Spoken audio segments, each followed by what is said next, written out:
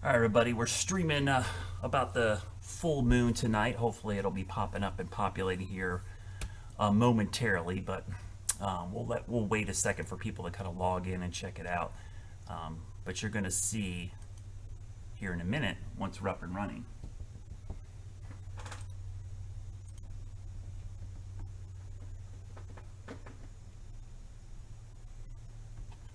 Making sure we're all square, streaming well.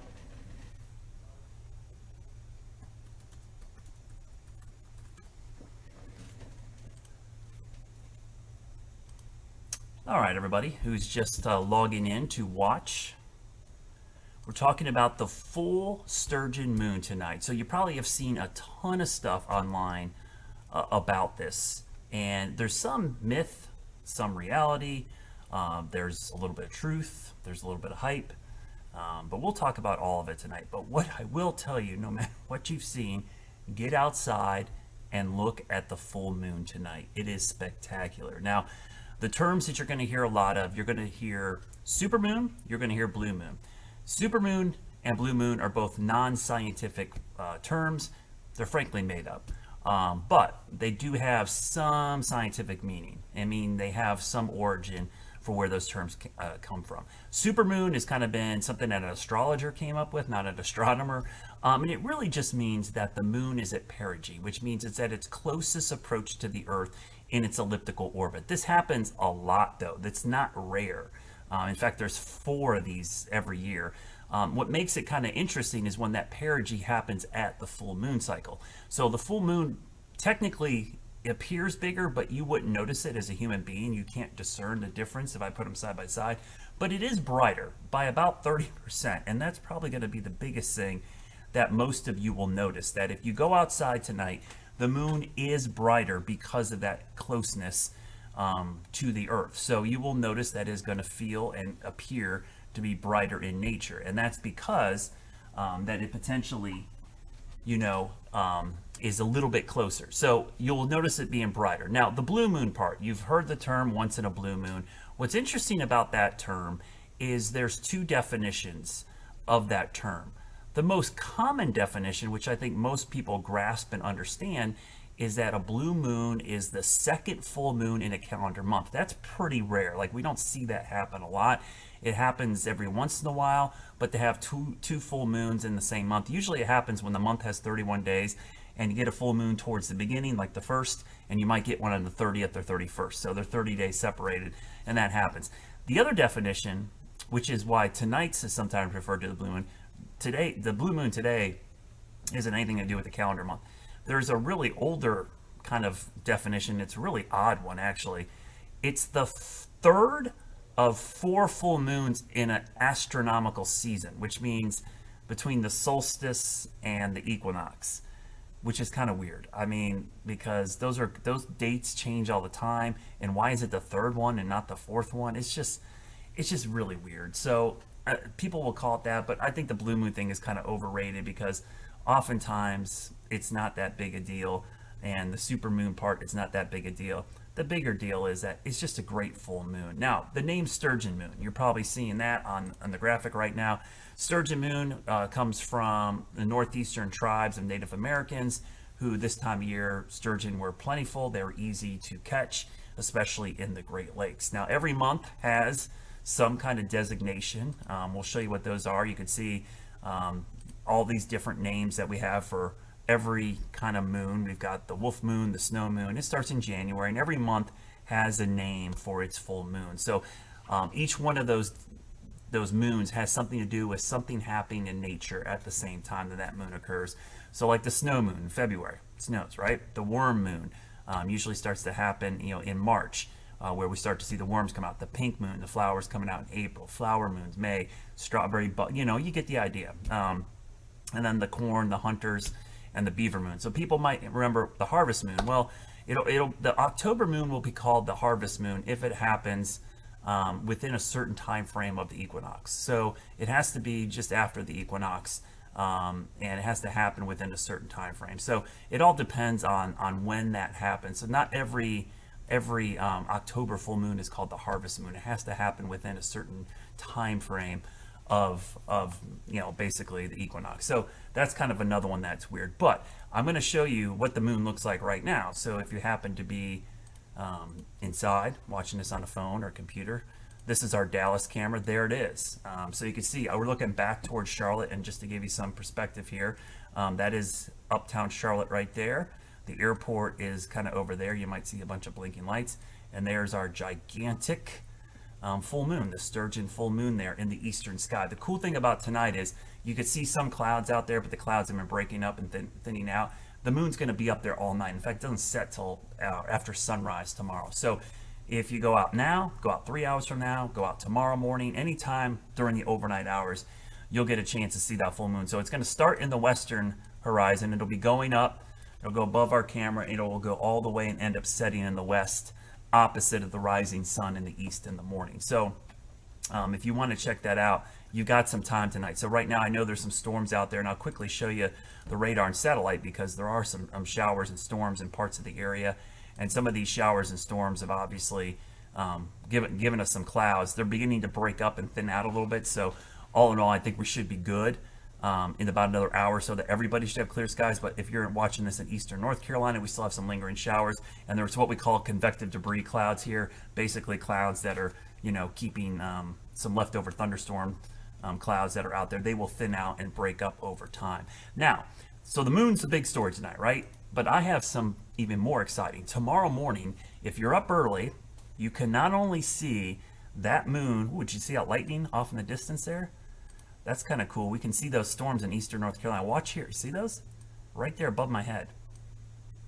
Watch right in there. You might see those lightning strikes again.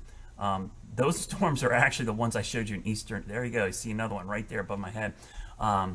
That's distant lightning. Those storms are 35, maybe 40,000 feet tall. And from our camera, which is up at 1,450 feet, we're looking pretty far east. We can see the tops of those storms and the lightning. So that's kind of cool to be able to see that and see the moon tonight.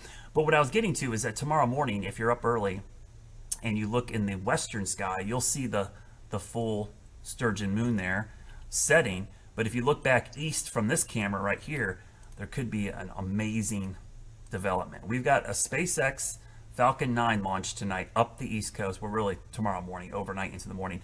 Now the launch window is set to open at 5:36 a.m. Now SpaceX typically likes to launch at the start of these windows.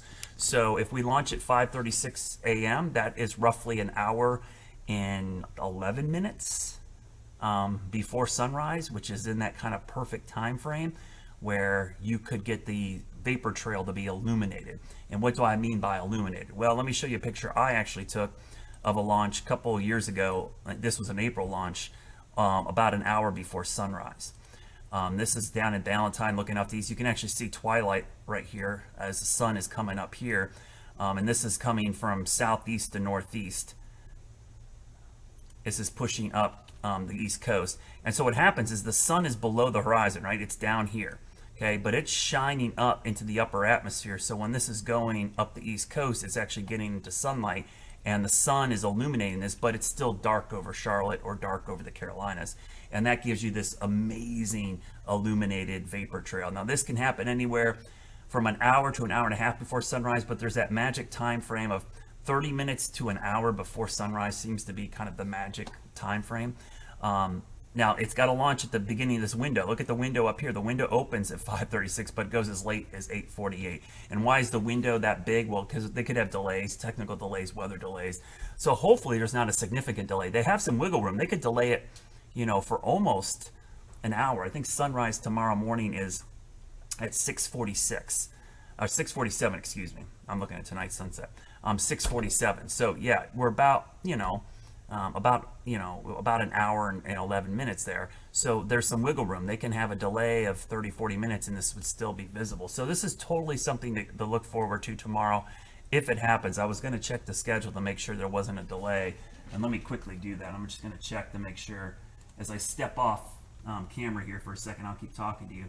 I just want to make sure there hasn't been any delays tonight. Because that's the thing about these launches. They're so frequent that they get bumped around quite a bit, and if you're not staying up to date, these can move in and out of ideal windows. So I'm looking at it. hasn't been any change. Tomorrow morning still scheduled for 5:36 a.m. So 7 hours 55 minutes away from this launch. So something else to look forward to tomorrow. So when you're up early tomorrow morning, hopefully we'll have our camera facing east. We'll catch it. See how much the moon's moving already? I can actually move the camera a little bit more. Move it up so you guys can see it. There we go. Looks like some clouds up there. You'll see this move momentarily. So tomorrow morning, kind of a double bonus. You'll get to see the full moon there in the western sky when you get up.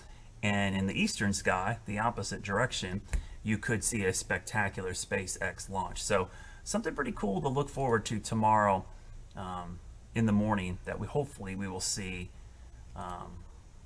both the moon and the launch. The launch to me is actually more spectacular. The moon is, I'll be honest, the moon sometimes, that stuff's overrated. There's a full moon every month. So if you miss one here, you might get a chance to see one at another time. So there's always the potential that we could see it again, next month, something very similar. And if I told you it was a super moon next month, you probably wouldn't even know. But there's the view. That's a gorgeous view right now, looking off to the east. And again, if you see the stuff about super and blue, the blue moon thing is definitely kind of hype and not really a big deal, because this isn't the second full moon in a calendar month. Super moon thing, yeah, it's a made-up term, but it's become kind of mainstream. It just means the moon is at its closest approach to the Earth in its orbit, and that's not even that rare either. It happens 4 times, in fact, this year. So, yeah, it seems like something that should be a bigger deal. But yeah, you throw all that stuff on there, whatever gets you outside to look at the moon, as Tony Rice, our NASA ambassador, says. It's great. So get outside, check out the moon. In fact, after I'm doing this stream, it's 9:42. I'm going to go grab my camera, go outside, and try to get some pictures of this. And I will be posting them on my Facebook, Twitter, and Instagram profiles tonight. I will also show it at the 11 o'clock news. So if you get a chance, get out there and see it tonight. That's what it looks like. And again, if you just joined us, or you're just logging into the stream and going, what are we talking about? Here's what's happening tonight. We've got the full sturgeon moon. The sturgeon moon is the full moon in the month of August. Its peak viewing is all night long. It's sometimes referred to as a supermoon because it's a perigee moon, meaning it's very close. This is also why there's an astronomical high tide at the coast. I talked about king tides this week with the rip currents in Ernesto. The reason those tides are so high, it's not just Ernesto, the moon. It's closer to us, so the gravity's pulling the water just a little bit more, and that's when you see king tides. You see those higher than average tides. Have you ever heard that term, astronomical high tides? It's because of nights like this. And it can happen at a new moon too. That's the other thing. New moon can be very close to us as well, but we're the shadow of the Earth is kind of blocking the reflection off the moon, so you don't see it. You can actually get astronomical high tides there as well. So head outside, check it out. It'll be up all night. It's full tonight through tomorrow morning. Technically tomorrow it won't be full, but it'll look pretty nice, maybe 98, 97%. Right now it's about as full as you're going to get during nighttime hours. Have a great night, everybody. I'll see you at 11. I'm heading outside to get some pictures of the super sturgeon full moon.